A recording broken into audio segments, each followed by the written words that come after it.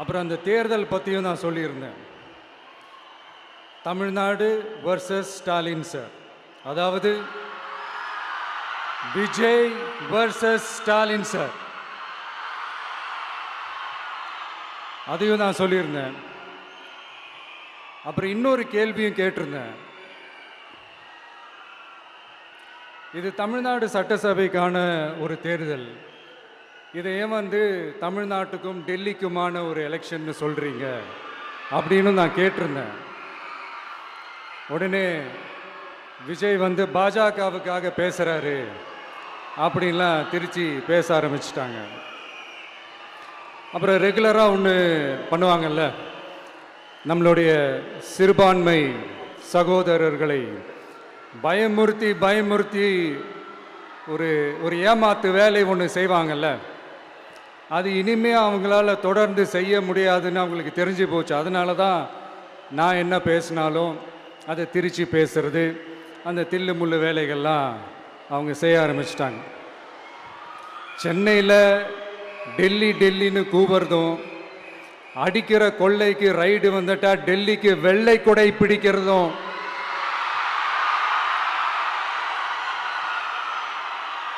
இதெல்லாம் யாருன்னு உங்களுக்கே நல்லா தெரியும். தமிழ்நாட்டை காப்பாற்றுறது திமுக தான், தமிழ்நாட்டை பிழைக்க வைக்கிறது திமுக தான், இதெல்லாமே பண்ணுறது திமுக தான், ஸ்டாலின் சார் தான். இதெல்லாம் ஒர்க் அவுட்டே ஆகாது பாஸ்.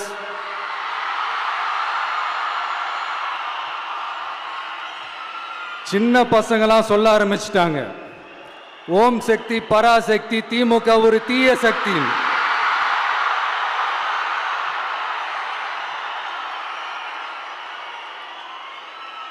அதனால் இந்த தமிழ்நாடு இன்னொன்று வேற ஒன்று சொல்கிறாங்க. அது என்னடான்னா, தமிழ்நாட்டு அணி டெல்லி அணியா?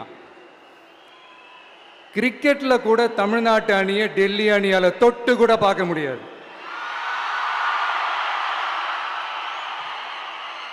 அப்படி இருக்கும்போது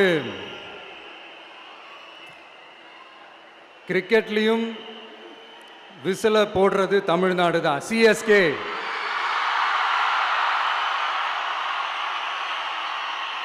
வரப்போற எலெக்ஷன்லையும் விசில போட போறது நம்ம டிவிக்கே தான். தமிழ்நாடு தான் டிவிக்கே தான் தமிழ்நாடு. இந்த அணி அந்த அணி டெல்லி அணி இதெல்லாம் அனைத்தும் உடைஞ்சி நொறுங்கும், டிவிக்கே அடிச்சு நொறுக்கும்.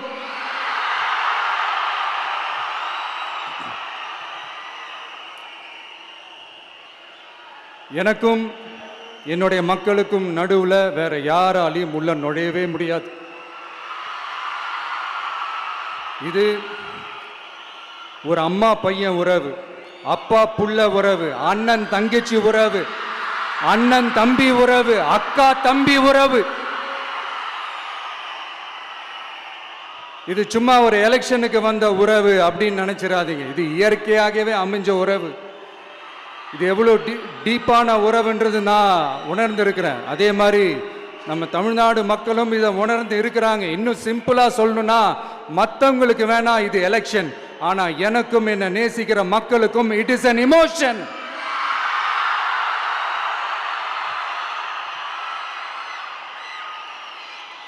And it is not an ordinary emotion. It is a powerful oceanic emotion. இப்படி இருக்கும்போது வீட்டுக்கு வீடு விஜய், தமிழ்நாட்டுக்காக விஜய், வெற்றி பேரணியில் தமிழ்நாடு, இதெல்லாமே 100% இந்த எலெக்ஷன்ல அது ப்ரூவ் ஆகும்.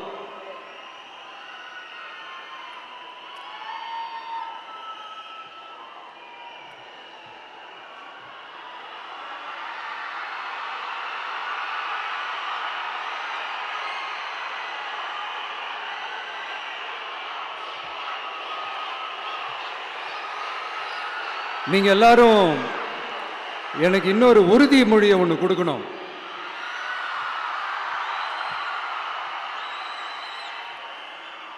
ஊழலற்ற உண்மையான சமூக நீதியை நிலைநாட்ட நம்ம ஆட்சியை அமைப்பீங்க தானே?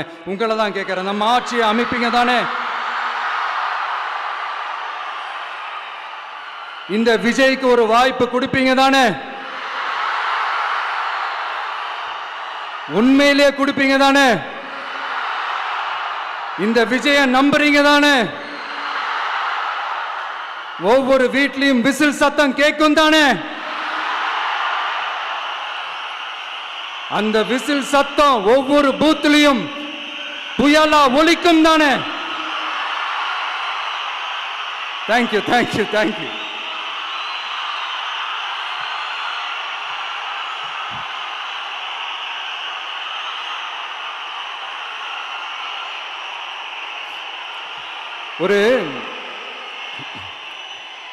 ஒரு டாக்டர் இருக்காருன்னா நாம் எப்போ அவரை பற்றி யோசிப்போம்? இப்போ நமக்கு ஏதாவது உடம்பு சரியில்லை அப்படின்னா அவரை யோசிப்போம், அவர் ஞாபகம் வரும். அது மாதிரி நமக்கு ஏதாவது ஒரு பிரச்சனை அப்படின்னா ஒரு வக்கீலை தேடிப்போம், அவர் ஞாபகத்துக்கு வருவார். இது மனித இயல்பு. அந்தந்த பிரச்சனை வரும்போது நம்ம அவங்கவுங்கள தேடி போவோம். ஆனால் ஆன் அ டெய்லி பேசிஸ் நம்ம சும்மா சாப்பிடும் போது கூட நம்மளை அறியாமல் ஒருத்தவங்களை பற்றி நினைப்போம், நம்மளை அறியாமல் அவங்களுக்கு நாம் நன்றி சொல்லுவோம். அந்த மதிப்பிற்குரிய அந்த மனிதர்கள் வேற யாரும் இல்லை, விவசாயி விவசாயி விவசாயி.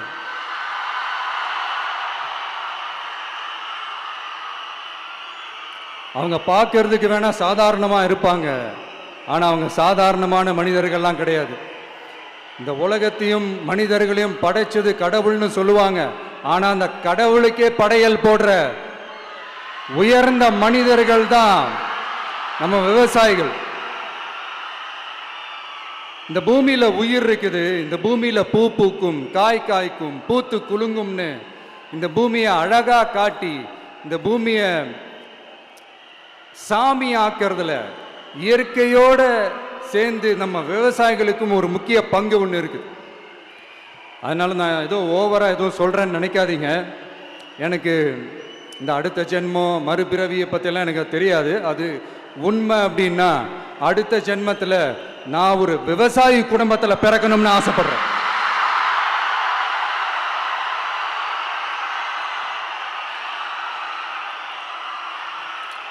எனக்கு விவசாயத்தை பற்றி டீட்டெயில்டாக தெரியாது தான், நான் ஒத்துக்கிறேன்.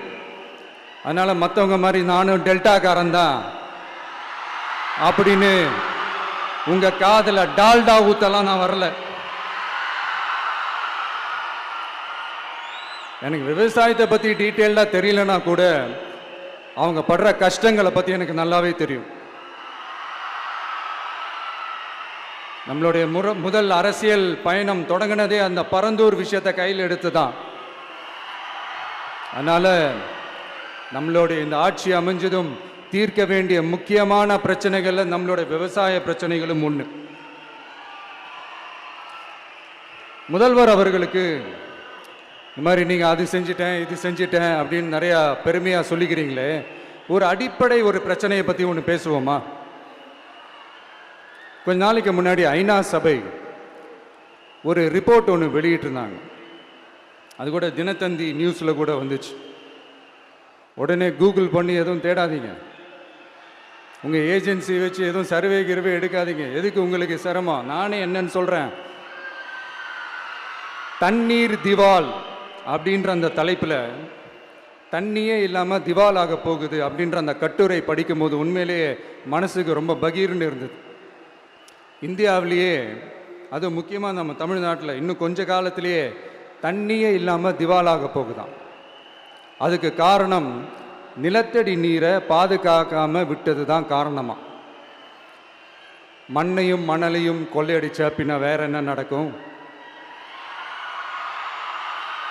மலைகளை முழுகினா பின்ன வேற என்ன நடக்கும்? கனிம வளங்களை கொள்ளையடிச்சா பின்ன வேற என்ன நடக்கும்? இந்த மணல் கொள்ளையில் ஈடுபட்டவங்களை மேலே நீங்கள் சரியாக நடவடிக்கை எடுக்கலைன்னு அது போதுமானதாக இல்லை அப்படின்ட்டு சென்னை உயர்நீதிமன்றம் சொன்னிச்சே, மறந்துட்டீங்களா? இந்த மணல் கொள்ளை, கனிம வள கொள்ளை, இதுக்கெல்லாம் காரணம் மணல் மாஃபியா குரூப் தான் மதுரை உயர்நீதிமன்றம் அந்த கிளை சொன்னிச்சு. அதை மறந்துட்டீங்களா? இந்த மணல் மாஃபியா குரூப்புக்கு ஆதரவு அளிக்கிறது யாரு? உங்க திமுக கவர்மெண்ட் தானே. அது இல்லைன்னு சொல்ல முடியுமா? அவங்களோட டீலிங்ல இருக்கிறது யாரு? நீங்க தானே. அது இல்லைன்னு சொல்ல முடியுமா? தண்ணி திவாலாக போகுது, மணல் திவாலாக போகுது, கனிம வளம் திவாலாக போகுது. மொத்தத்தில் உங்க ஆட்சியில தமிழ்நாடு திவாலாக போகுது. கடன் மேல கடன் வாங்கிட்டு உங்க கவர்மெண்ட்டே குப்புரட்சி படுத்துக்குச்சு. உங்ககிட்ட பேசுறதும் ஒண்ணுதான். சரி, அதை விடுங்க.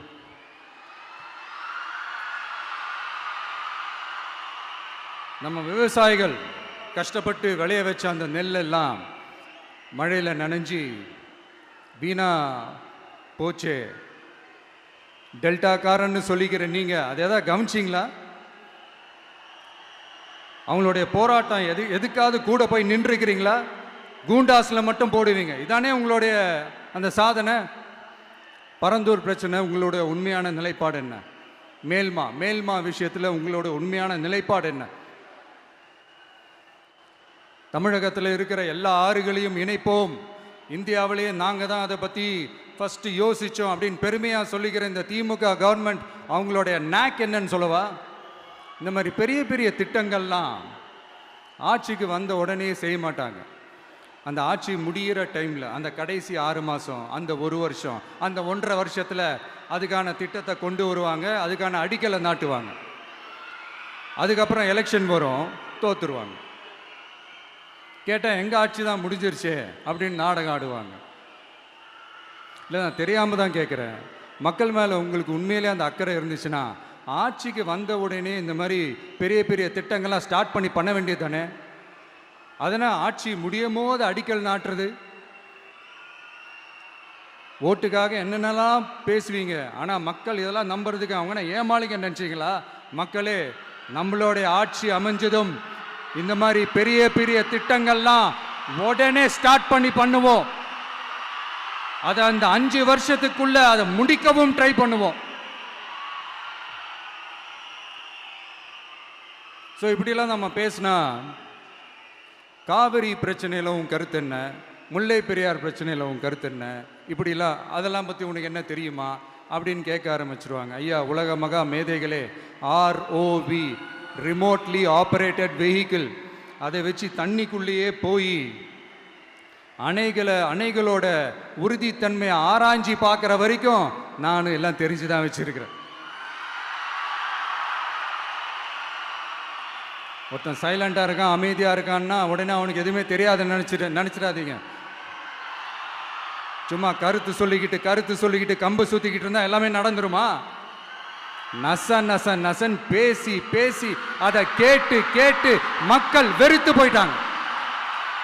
உருப்படியா ஏதாவது யோசிங்கயான்னு மக்கள் நினைக்கிறத யாருக்கு தெரியுதோ தெரியலையோ, எனக்கு அது நல்லாவே தெரியுது.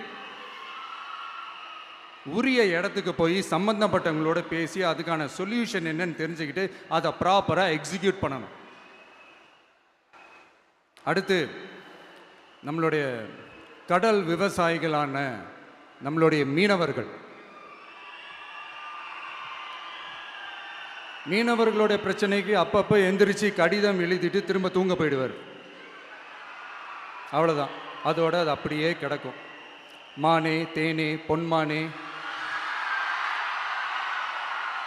இப்படிலாம் கடிதம் எழுதுறதெல்லாம் வேலைக்கே ஆகாது. ஒன்றிய அரசுக்கு அந்த உண்மையான உணர்வுபூர்வமான அந்த அழுத்தத்தை கொடுக்கணும். நம்ம மீனவர்கள் மேல அவங்க கையே வைக்கக்கூடாது, கையே வைக்க விடக்கூடாது. அவங்களுக்கான அந்த பாதுகாப்பு பக்காவா இருக்கணும். அதுதான் நம்மளுடைய ஒரே அஜெண்டா. மீனவர்களே, அடுத்து நம்மளுடைய ஆட்சி தான். கவலைப்படாதீங்க, தைரியமா இருங்க, உங்களுக்கான பாதுகாப்பு பக்காவா இருக்கும். இப்படி இருக்கும்போது அடுத்ததும் நாங்கள் தான் அப்படின்னு சிஎம் சார் சொல்லுவாங்க. அதெல்லாம் நடக்கவே நடக்காது. 2வது முறை வந்ததெல்லாம் சரித்திரமே கிடையாது. இந்த சைனாவில் கிரேட் வால் ஆஃப் சைனா கேள்விப்பட்டிருப்பீங்க. அதோடைய நீளத்தை விட பெரிய டாஸ்க் இது. ஆனானப்பட்ட அவங்க அப்பாவாலே முடியல.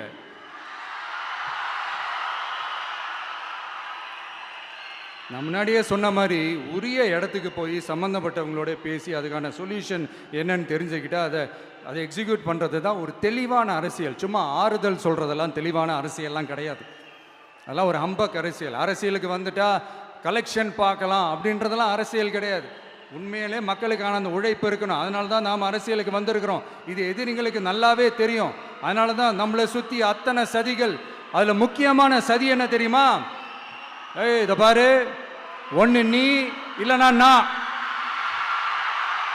நான் இல்லைனா நீ இல்லைனா நான்.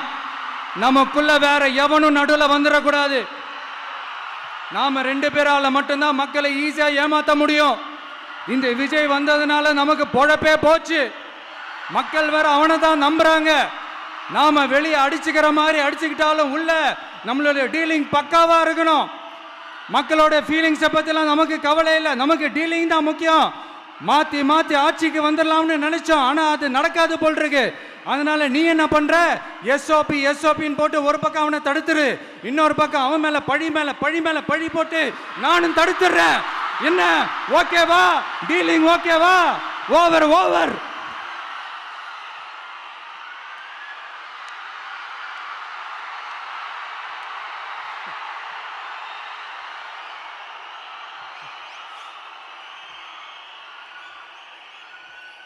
இல்லைங்க, உண்மையிலேயே சிரிக்கிறதா என்ன பண்ணுறதுன்னு எனக்கு தெரியல. உண்மையிலே இப்படி தான் இருக்கு அவங்க டீலிங்லாம்.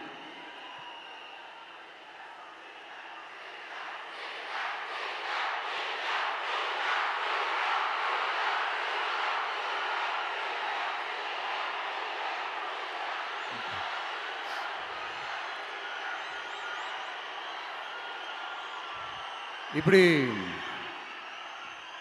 பழி மேலே பழி போட்டு கரூரில் ஆரம்பித்து நம்ம ஜனநாயகன் படம் ரிலீஸ் வரைக்கும்.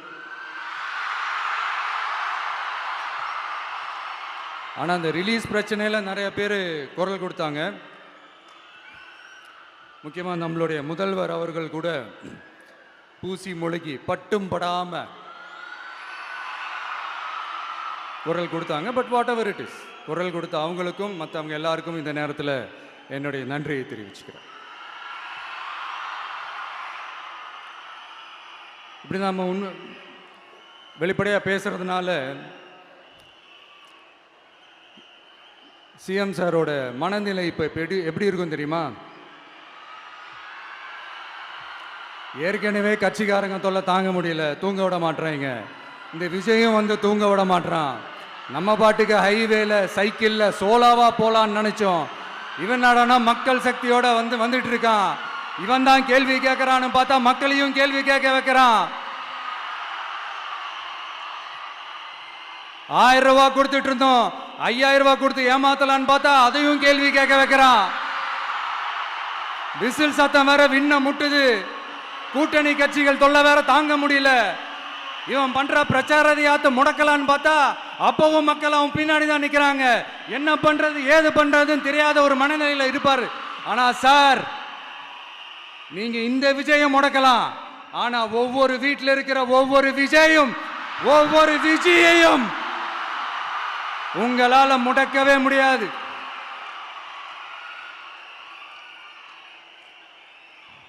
அவங்களாம் ஆல்ரெடி பிரச்சாரத்தை ஸ்டார்ட் பண்ணிட்டாங்க சார். வீட்லயே குடும்பமா இறங்குவாங்க பாருங்க பிரச்சாரத்துக்கு. அப்ப உங்களால மட்டும் இல்ல, எந்த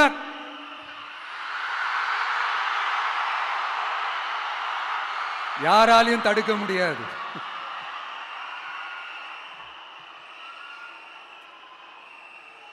நம்ம டவுன் சவுத்தில் ஒரு ஊரில் உங்கள் அப்பாவுக்கு வெங்கல சிலை வைக்கணும்னு ட்ரை பண்ணீங்கல்ல, அதுக்கு சுப்ரீம் கோர்ட் என்ன சொன்னாங்க? மக்களோட பணத்தில் யாருக்கு புகழ் பாட பார்க்குறீங்க அப்படின்னு கேட்டாங்கல்ல. அதுக்கு என்ன அர்த்தம் தெரியுமா? ஊராம் வீட்டு நெய்யில் உங்கள் வீட்டுக்கு ஸ்வீட்டு செய்யாதீங்க. எப்படி? ஊராம் வீட்டு நெய்யில் உங்க வீட்டுக்கு ஸ்வீட்டு செய்யாதீங்கன்னு அர்த்தம். மக்களோட ஒரு அடிப்படை வாழ்வாதாரத்துக்கு ஏதாவது பிரச்சனைக்குன்னு கேட்டால் நிதி சுமைன்னு சொல்கிறீங்க. சிலை வைக்கிறதுக்கு மட்டும் எங்கேருந்து சார் காசு வருது?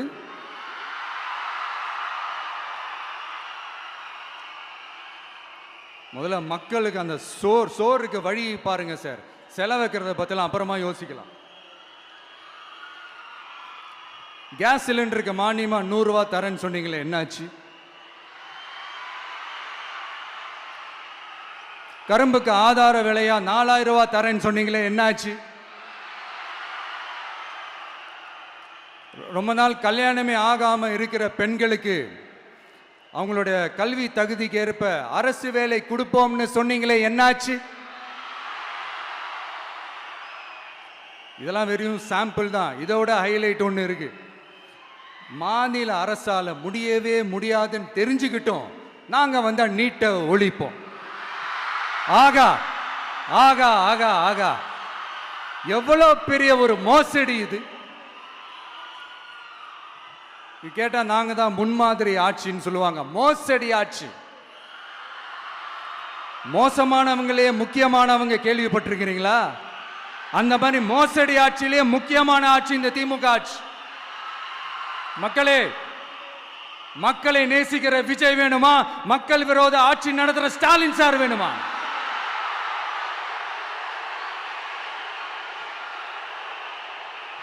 இந்த விஜய் நம்புறீங்களா, ஸ்டாலின் சார் நம்புறீங்களா?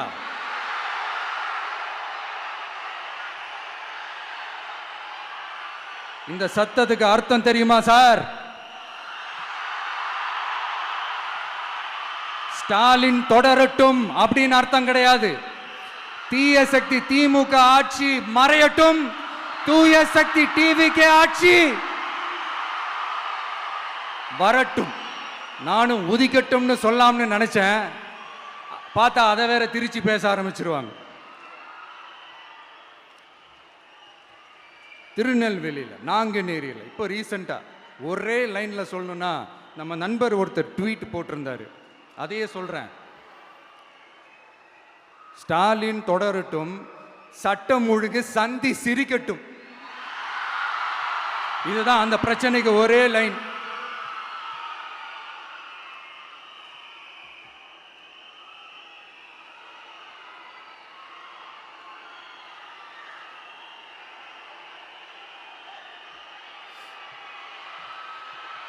மக்களே, காஞ்சிபுரத்தில், வேலூரில் எல்லாம் நம்மளோட விஷனை பற்றி சொன்னோம் இல்லையா?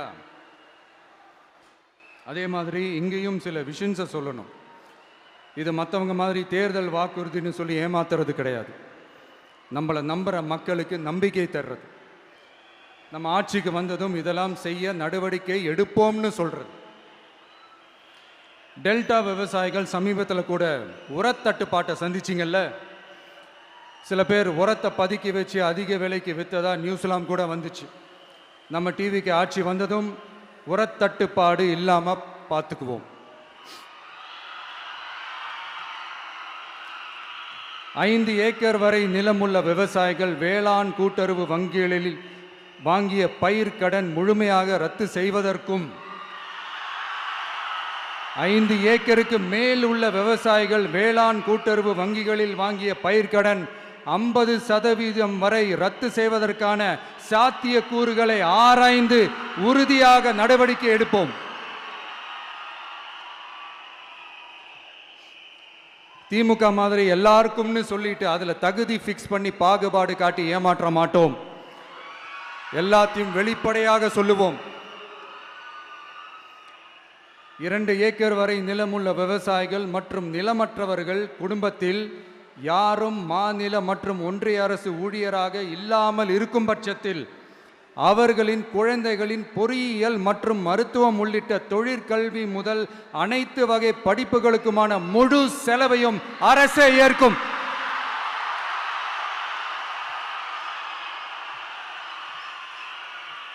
விவசாயிகளின் விருப்பத்திற்கு எதிராக எந்த திட்டமாக இருந்தாலும், ஒன்றிய அரசின் நெருக்கடியே இருந்தாலும், அந்த திட்டத்தை உங்களுடைய டிவிகே ஆட்சி முழுமையாக நிராகரிக்கும். எப்போதும் விவசாயிகளின் பக்கமே நம் ஆட்சி நிற்கும்.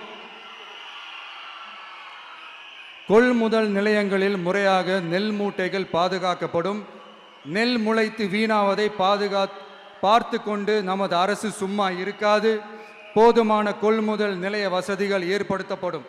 அதே போல கொள்முதல் நிலையங்களில் கொள்முதல் செய்வதற்கோ மூட்டை ஏற்றி இறக்கவோ ஒரு பைசா கமிஷன் வாங்காமல் பார்த்து கொள்ளப்படும். அப்படி கமிஷன் வாங்குவது யாராக இருந்தாலும் கடும் நடவடிக்கை எடுக்கப்படும்.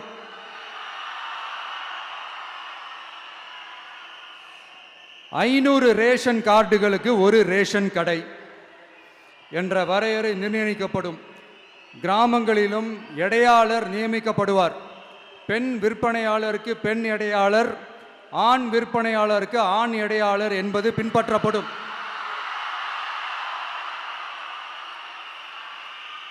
ரேஷன் கடைகளில் அரிசி தவிர அனைத்து பொருள்களும் பாக்கெட் செய்து விநியோகிக்கப்படும்.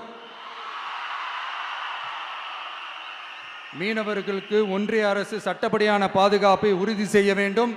அதற்கான உண்மையான உணர்வுபூர்வமான அழுத்தத்தை ஒன்றிய அரசுக்கு நமது டிவிக்கு அரசு கொடுக்கும்.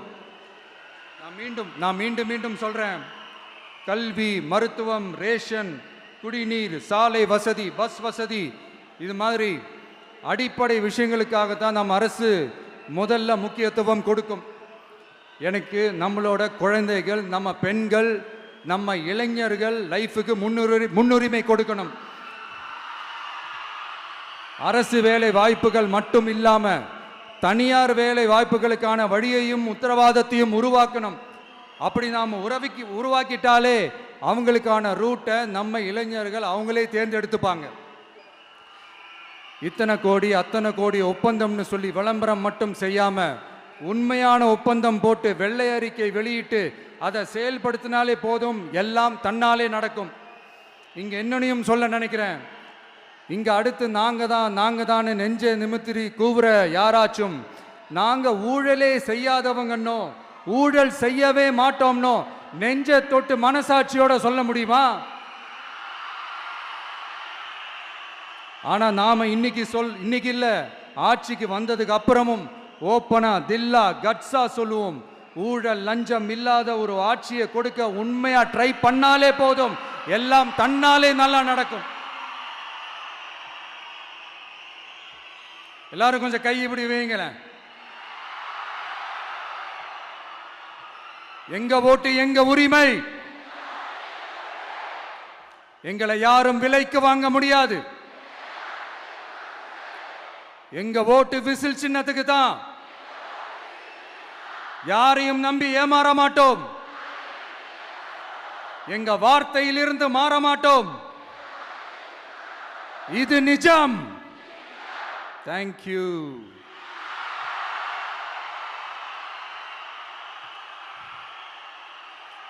என் நெஞ்சில் குடியிருக்கும் தஞ்சை மக்களே,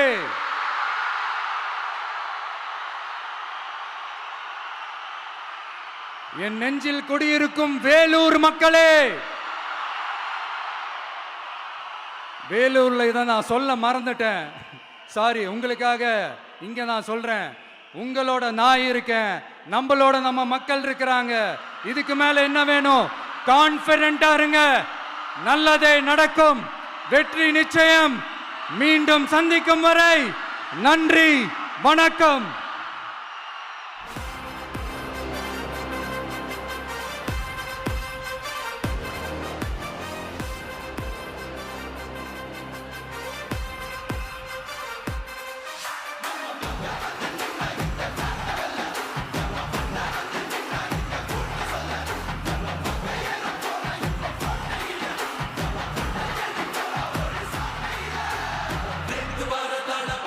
வெற்றி தலைவர் அவர்களுக்கு சிறப்பு பரிசு வழங்க தஞ்சாவூர் மத்திய மாவட்ட கழக செயலாளர் அண்ணன் விஜய் சரவணன் அவர்கள் வருகிறார்.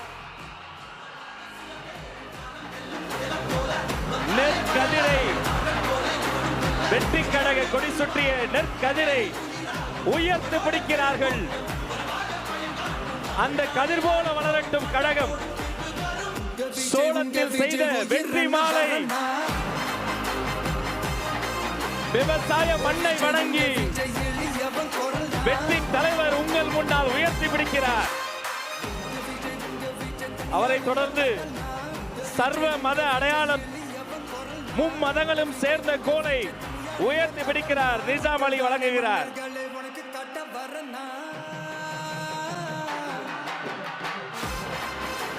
அவரை தொடர்ந்து மதன் அவர்கள் வழங்கக்கூடிய வெற்றி கப்பல்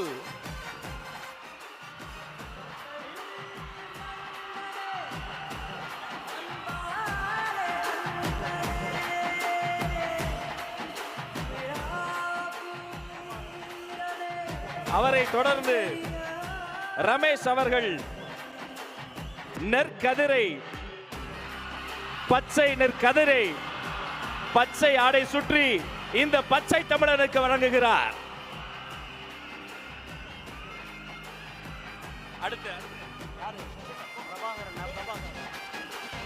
வெற்றி தலைவருக்கு அண்ணன் பிரபாகரன் வெற்றி செங்கோலை வழங்க